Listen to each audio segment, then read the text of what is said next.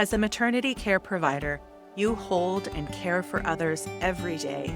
Who holds you? Welcome to the Resilient Birth Worker. I'm Sarah, naturopathic doctor and lactation consultant. This is the space for midwives, doulas, nurses, and other maternity care providers feeling stuck between offering the care mothers truly need, the demands of our culture, and the restrictions that serve the system instead of the humans within it. Together, we're on a journey to more rest, resilience, and healing. When you feel more resourced, so too are the families you hold. When your energy is restored, so too is the life you desire. Let's root in.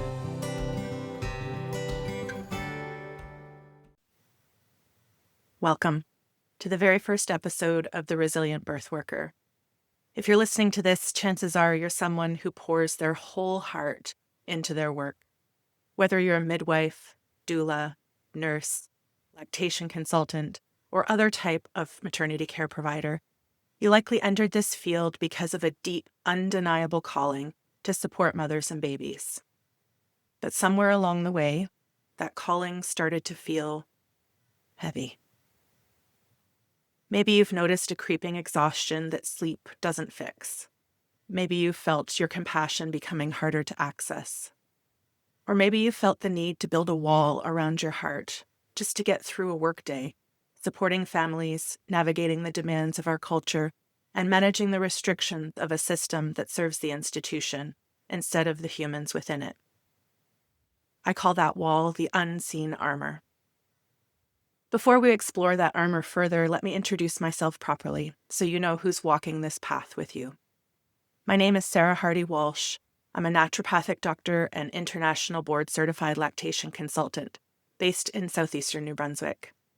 For years, my practice has focused on compassionate, family-centered care. I've spent countless hours in community drop-ins and private consults, helping mothers navigate everything from latch and positioning to the deep emotional waves of matrescence. But I'm also human, living this life right alongside you. Like so many other women in maternity care, pouring time and energy into the care of others doesn't finish at the end of a workday. It's also woven into family, friendships, and home. I live in New Brunswick with my husband and our son.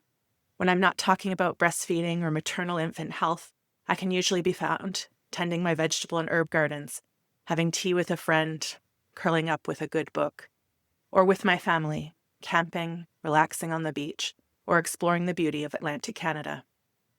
And honestly, that's a huge part of why this emerging work with other maternity care providers matters to me. I want to have the capacity to be fully present for my family, to enjoy those camping trips and beach days without feeling depleted by the work I love. Throughout the years, I've poured so much of myself into supporting families through the magical and transformational time of matrescence, running a business, and nurturing our family and home. It wasn't until my body forced me to the floor of my office several years ago that I fully realized how much I'd left myself out of the care equation and how close to burnout I truly was. I was finalizing my preparations to write my lactation consulting exam. I was sitting in my office on a study day with no clients to see, watching an exam prep video, and suddenly started to feel lightheaded. The edges of my vision began to blur. Nausea churned in my stomach. I carefully slid myself into a horizontal position on the floor, grabbing my cell phone off my desk on the way. I texted the receptionist at the front desk. I'm laying on the floor of my office. Please come and check on me as soon as you can to make sure I'm still conscious. As I lay there, with nothing to do but wait until my body was ready to get up, I reflected on possible causes. I'd been eating well. I was hydrating. Sleep had been pretty good. But life had been busy. I'd been navigating big changes, an interprovincial move, my husband working away from home, getting our son settled into full-time preschool, and trying to grow a business in a place where no one knew me. I had my foot on the gas pedal for too long. With this new awareness, I returned to some of the practices I'd learned as a new mother to ground and recenter myself. Those practices were helpful, but resting, doing nothing outside of sleep, felt uncomfortable. Except when I was in nature, heart pressed up against a tree, arms wrapped around it, laying on the earth, or sitting next to the rolling waves at the seaside. In more recent years, while studying the nervous system and embodiment, I realized that in those moments, I was feeling held by and co-regulating with nature. That allowed my nervous system to settle enough that breath, meditation, and movement practices became both comfortable and nourishing. In time, I began to notice something. I noticed I wasn't alone. I wasn't the only woman depleted by the double load of care work, the mental emotional load of mothering, and the load of holding other women as they become mothers. I heard of doulas pausing their practices to focus on raising their own children. I heard a midwife say she hopes she doesn't get taken out by the 7-year burnout. I spoke with nurses in my naturopathic practice who were physically, mentally, and emotionally depleted from working in a system that didn't work for mothers and babies and didn't allow them to provide the kind of care they knew was needed. I saw brilliant, compassionate colleagues burning out. I saw care providers who were experts at holding space for others, but had no one holding space for them. We talk so much about maternal mental health and infant well-being, which are vital, but we rarely talk about the health and nervous system of the person providing that care. That's why I created this podcast. So what is this unseen armor? It's the subtle, energetic shield we build to survive. It shows up in the tension of your jaw, neck, and shoulders. Tension that's ever present, but worse after witnessing a mother struggle with a preventable situation. It's in the email apnea, breath holding while working through your inbox, and in the way you shallow breathe when you're finishing your notes at the end of a workday. It's the way you numb out in the car on the way home because you just can't feel one more thing.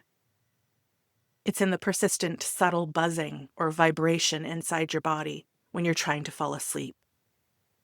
It's in the numbness to your own needs, ensuring others are always the priority. It's in the feeling that when you're at home with loved ones, you cannot handle one more person needing you, touching you, or asking for something. We build this armor to protect our compassionate hearts from the heartbreak of a system that wasn't designed for a mother to thrive in matrescence, from a culture that promotes separation and teaches women to look outside themselves for guidance, from the trauma we witness, from the sheer volume of need, from the clinical distance we're taught to keep as a sign of our competence, from the frustration we feel when it seems mothers are still struggling despite all our effort. The shield is built over time. Because the system doesn't hold and resource us as practitioners, we unconsciously build our own container to slow the energy drain. And for a while it works. It helps us maintain the grit to push through. It keeps us safe.